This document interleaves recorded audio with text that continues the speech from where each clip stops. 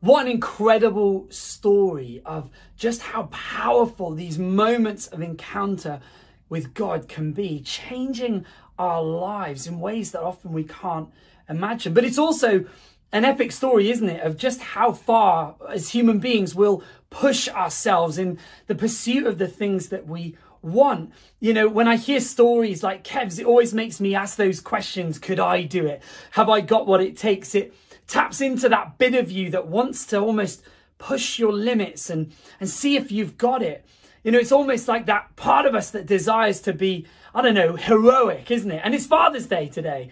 And I think, hey, dads around the world, admit it. Like me, we all want to be a bit of a hero, don't we? Or at least we want our kids to think we are.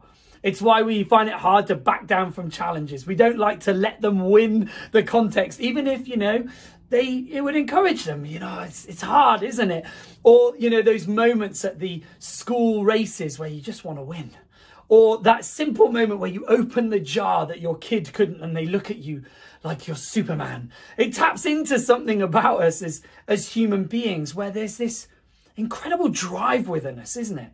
Human beings, as a species, we're fascinating. You read or watch documentaries about people climbing Everest and people going through all kinds of different things. And you just think, this is just incredible, unbelievable. There's this drive for adventure, invention, creativity, this aspiration. Maybe right now you don't feel like that's your life. Perhaps you feel distinctly average, or maybe you even feel more defined by your failures than your successes. But this drive, it's still in you.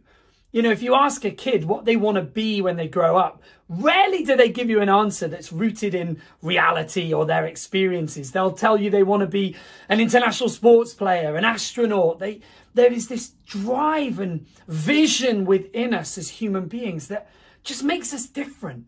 You know, after all, if we're just here to survive, if our whole purpose is just to make it through to another generation, why do we do these things to ourselves as humanity? See, I think it's because it's yet another mark of the spark of God within us. The Bible says that you and I are more than just flesh and bones. It says that actually we were set apart from the rest of the world around us. And that's why within humanity runs these things of love and feelings and, you know, sacrifice and all these different elements that make us different from the natural order of things. I believe that spirit of adventure and invention and creativity, even the aspiration and vision that can consume us as human beings, it actually comes from the heart of God. I believe it's a reflection of the more that's in him that's in us as well. After all, if God exists, you know, he'd be the most adventurous, visionary, aspirational being in the whole universe. Think about it. He dreamt up Everest before anybody had seen a mountain. He thought about and imagined the Milky Way before we'd seen any stars. This drive and vision, it comes from him. But there's this line that we cross so quickly as human beings. It's where the drive and aspiration turns into our own coronation. You know, to coronate means to crown, to make something or someone king or queen. You know, is it wrong to celebrate success? Is it wrong to encourage? No, we're a church of honor and a church of encouragement. We love to celebrate when we see people do incredible things. But there's this line that we cross where our drive turns into pride. You know, even Kev talked about it in his story, this whole moment of great endurance leading to a significant achievement, but also bringing out in him almost this sense of maybe even arrogance or self-reliance. And yet there can be something so dangerous about that as well. You know, pride, what is it? It's when we elevate ourselves. It's when we live for our own elevation. It's when we reserve ourselves the final say and we put walls up to challenge. Now, I think even about being a dad, and so often as dads, we can be guilty of this, can't we? We can often equate being a hero as being somebody that always gets it right and never struggles, doesn't show weakness, and don't you dare ever admit you're lost. Now, where are we? Forwardly. Are you lost? Nope. Are you sure? Yep. Anybody got any idea where we are? Look, we're near the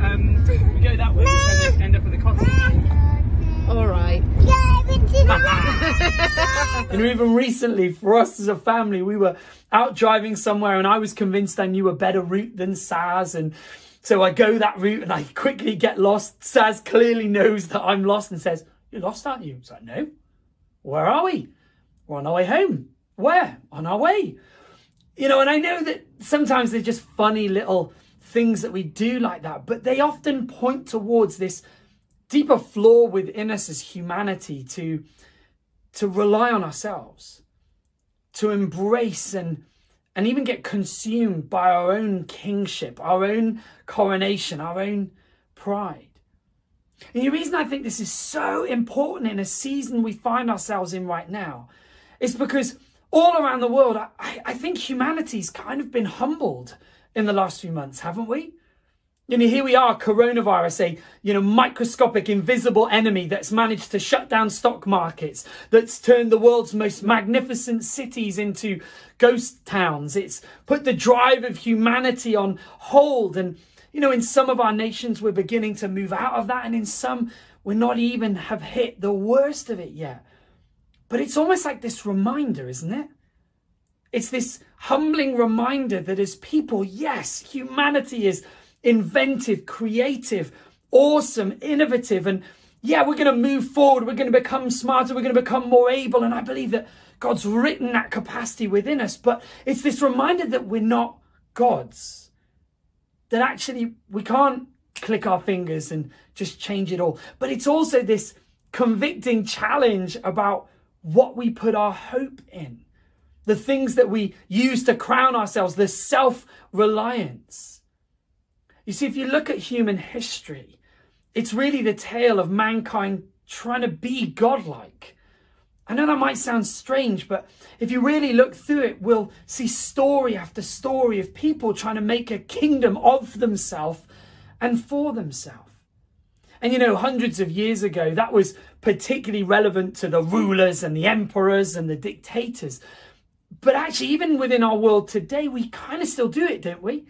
The careers we chase. Even here in England, people will say an Englishman's home is his castle. It's the idea that, you know, even if my home is relatively small in comparison to some big world ruler, it's my place and my kingdom and my domain and what I've built. And like I said, there's nothing wrong with taking encouragement in where we've progressed and moved forward, but there's something so dangerous about pride. Have you ever heard the name Ozymandias?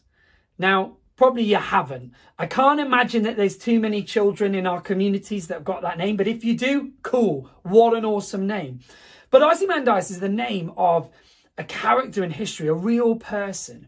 And they were an emperor, a ruler in Egypt about 1200 to 1300 years before Jesus. And Ozymandias, he had this level of self-importance. He thought he was a god.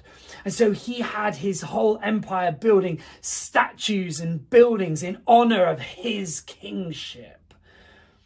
But the reason I know the name is that there's a poem written about 100 years ago. And it's this powerful poem that really talks about his legacy in ruins. On these statues, he used to have written, "King of Kings, all who look upon me fear." Yet this poem walks through this powerful reality that these statues are now ruins and wrecks left in the desert, and people don't even know his name anymore. You see, there's something about humanity, something about all of us that wants to leave our mark, isn't there? Whether it's the family name or it's some kind of a legacy. And yet often we think that leaving our mark will happen best through the greatest achievements we can possibly do. Yet there's one person in human history that has marked it, changed it, and transformed it in an unparalleled way, like no one else. You see, whether you believe he is who he said he is or not, Jesus Christ has had the greatest singular impact on our world, bar none.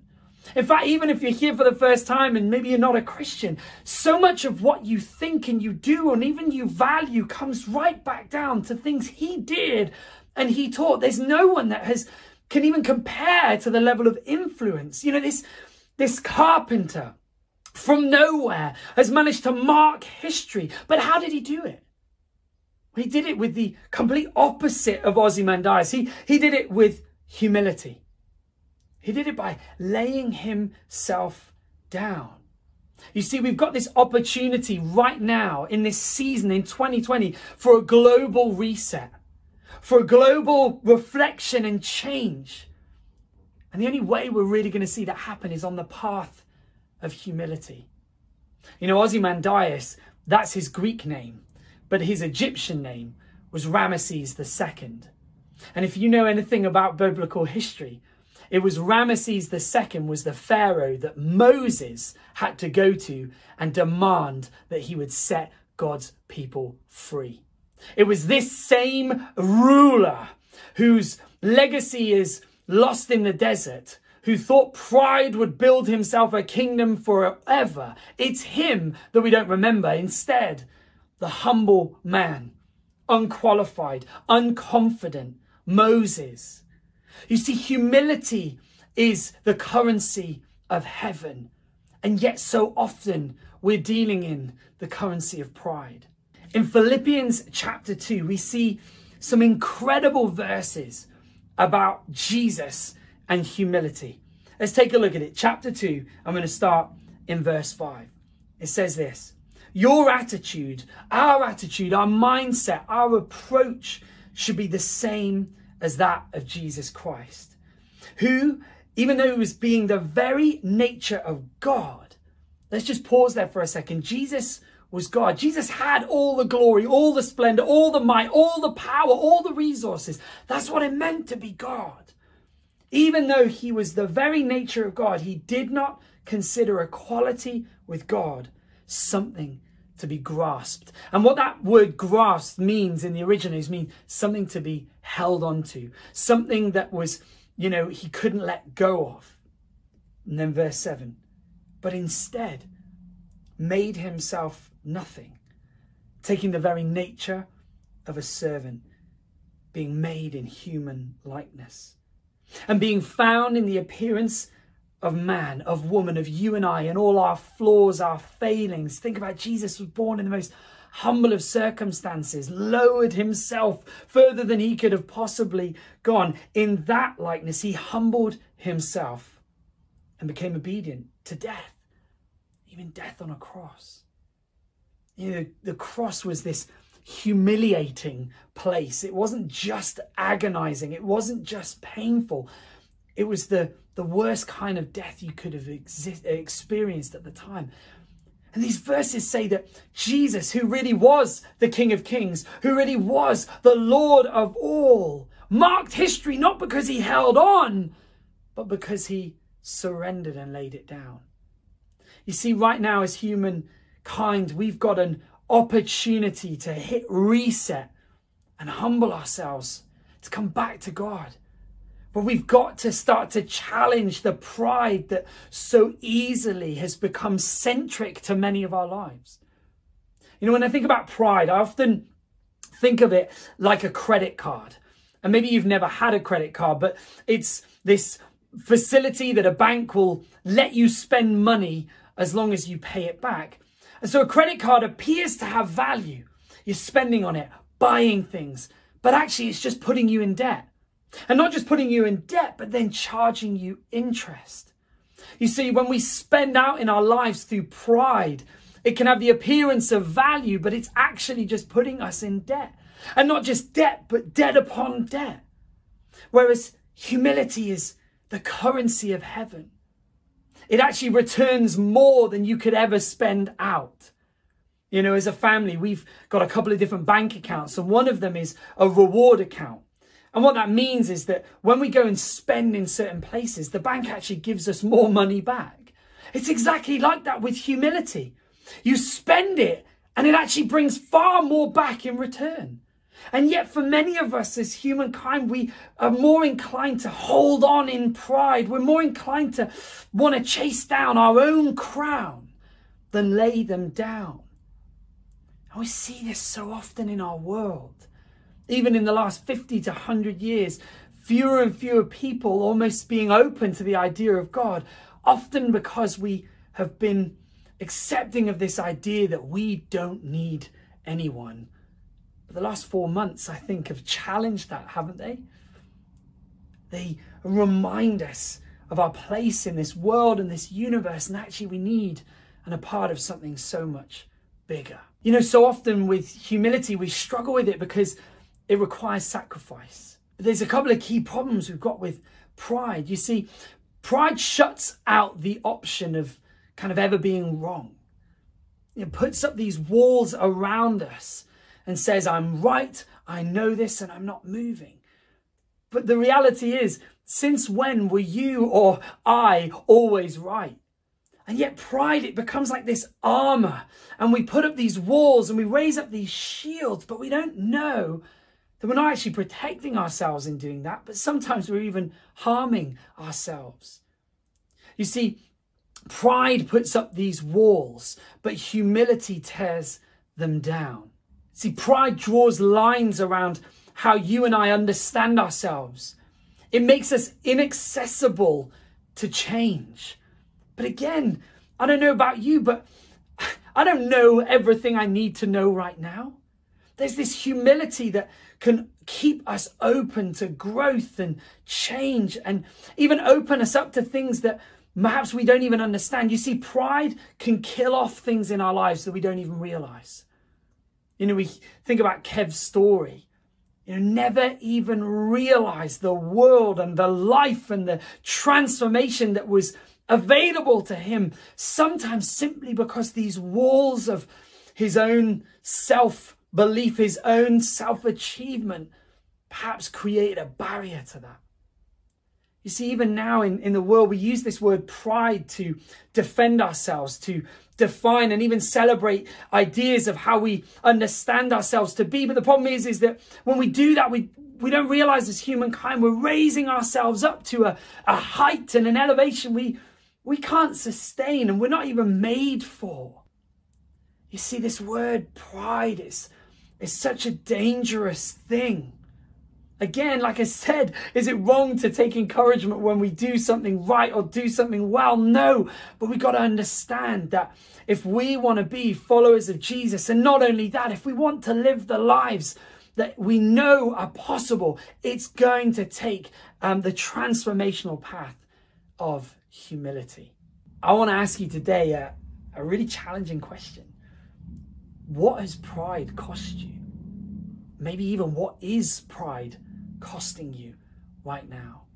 You know, it's a heavy question. It's a deep question. But these are days, are they not, of possible reflection and transformation?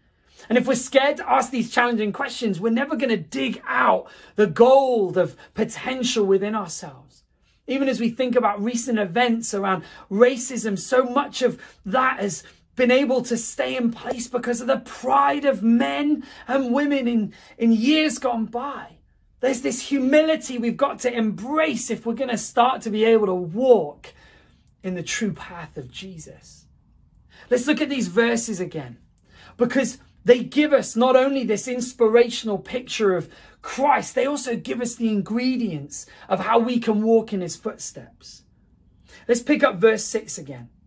Who, being the very nature of God, did not consider equality with God something to be grasped, to be held onto. You see, I think pride often works in our life by causing us to hold on to things that we need to let go of. If you want to become a man or woman, a person of humility, a follower of Jesus, marking history in the way he did, you got to learn to let go. What are you holding on to right now that's holding you back?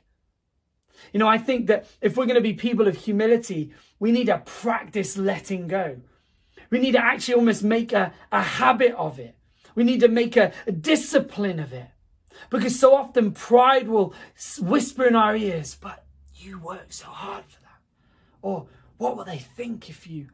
Whereas humility says, lay it down. Just think about it. Jesus, who being the nature of God, is able to lay it all down for you and for me. There's something so powerful that we've got to learn to let go. But the next bit, isn't it interesting, this phrase, he didn't consider equality with God something to be held on to. Isn't it true that for so often in human history, when we really think about it, we're kind of desiring and searching for that God-like status, the equality with God. And this drive within us, it comes all the way back to the beginning. Because we believe as Christians that there's God and he's good, but there's also this enemy, the devil. The Bible teaches us that he didn't start out bad. The Bible teaches us that, in fact, actually, he was a good angel, close with God, in fact, in charge of worship. But at some point, this desire for equality with God got some traction in his own life. The Bible says that on account of his own pride and beauty, he wanted what was God's. You see, as humankind, we're repeating the same process. In fact, the Bible teaches us that humankind fell at this very temptation. If you eat this apple, your eyes will be open and you'll be like God. This whole desire for equality with God has run within us since the beginning of time. There's this story right at the beginning of the Bible called the Tower of Babel. And it was when humankind wanted to build this great tower for their own splendor, to reach up to the heavens so they could be like God. And we're still doing it today, aren't we? Skyscrapers built.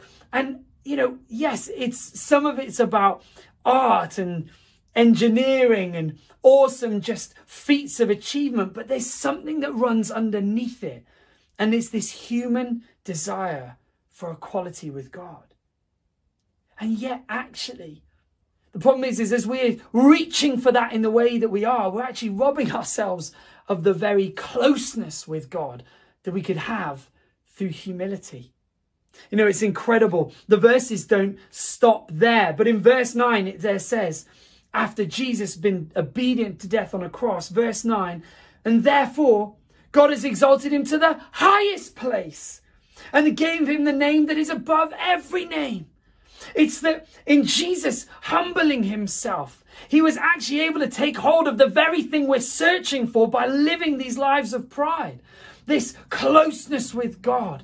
You see, that drive within us, it's not a wrong thing. It's going to drive us towards desiring and chasing after God. But if we're doing it for our own glory, we're going to miss it entirely.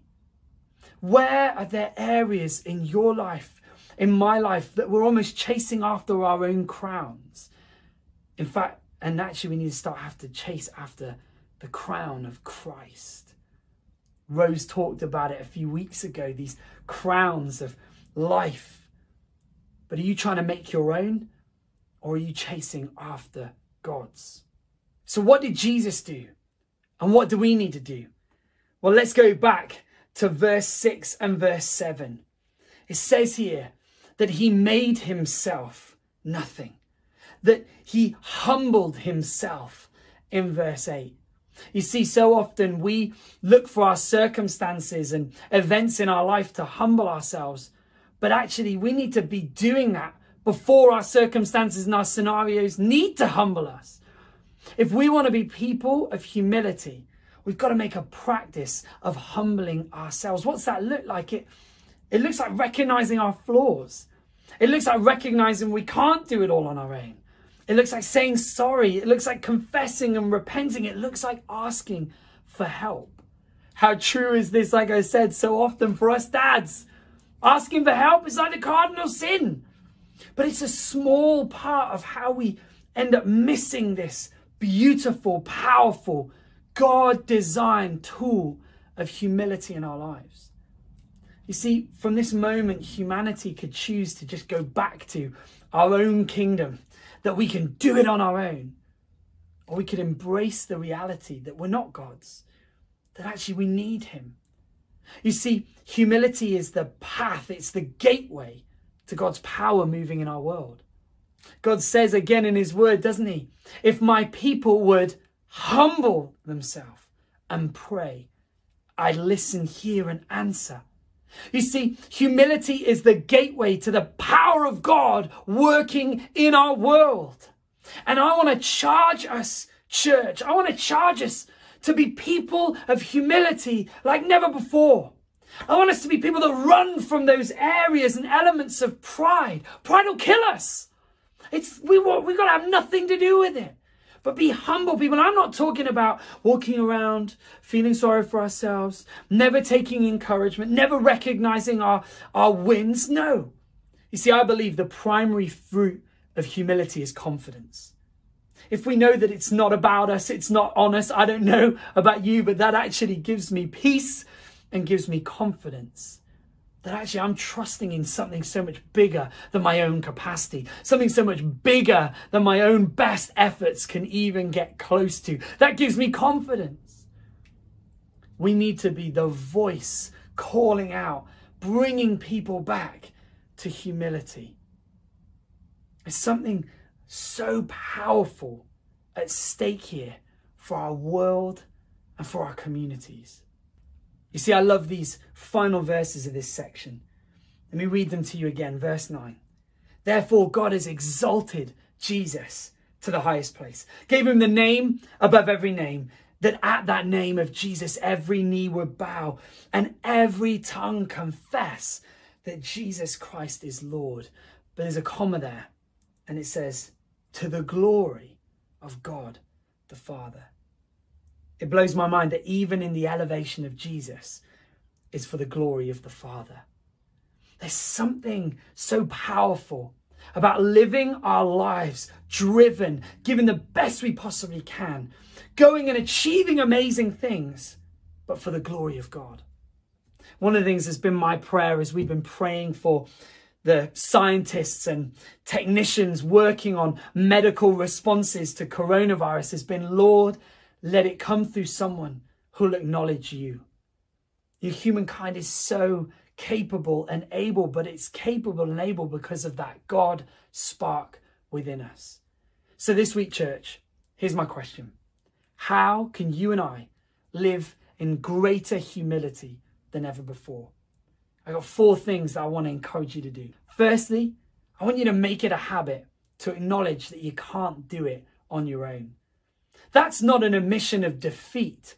In fact, it's an accessing of progress and power. Secondly, what do you need to let go of that's holding you back? Jesus said, again, he didn't see it as something to be held onto, grasped, but let it go. What are the areas of your life you can walk in just a step more sacrifice this week, opening up this path of humility? Thirdly, how can you humble yourself this week? Maybe it's being honest about something that's going on, confessing about something, sharing that maybe you're struggling, or just simply starting to ask for help. There's something that it opens up within us that's transformative. And finally, what does it say? He took the form of a servant. One of the greatest ways that we can stay humble is to find daily opportunities to serve. Husbands serving wives, wives serving husbands, children serving parents, serving in the church, serving in our communities, serving God. And do you know what I can guarantee you? Like Kev, when we embrace this humility, it will burst our lives into a colour and a spectrum we could never achieve for ourselves. It'll open up and transform the halls of our heart in ways that we can't fathom right now. Humility is the path to God's power. It's the path to your best life. It's the path to transformation in our world. Maybe you're here today and you've never prayed that prayer like Kev did. Maybe even as I'm talking, you're being willing and humble enough to recognize that maybe you're living for yourself and that no matter what you do, no matter how hard, it's never quite going to be enough. Well, today you've got an opportunity, just like Kev did, to meet with that same Jesus, that same humble King that has the power to transform your entire existence. And right now, as I finish up, I want to offer this opportunity to you to pray with me and to step into life with him, to give your life to Jesus. It's a simple prayer. We're going to say that we're sorry for the things we've done wrong. We're going to recognize that we need help and need forgiveness, that Jesus died and rose again, and that we're going to commit to follow him from this moment on. If you're ready to pray that prayer, would you close your eyes where you are? If you've already prayed that prayer, would you pray with me right now that God would move in homes and houses and communities all around the world with the power of salvation in this moment? Let's pray. Father, today I come to you and I recognize that I've done things wrong, that I need your forgiveness. Jesus, I ask you to forgive me. Jesus, I believe that you died and rose again for me. And today I want to commit my life to you and follow you from here on. I give my life to you. In your name I pray. Amen. If you just prayed that prayer, you have just taken the most incredible step, the most awesome decision you could ever make. Praveen and Shana are going to help you know what to do as your next step. Guys, let's live out this humility. Let's mark history the way Jesus did.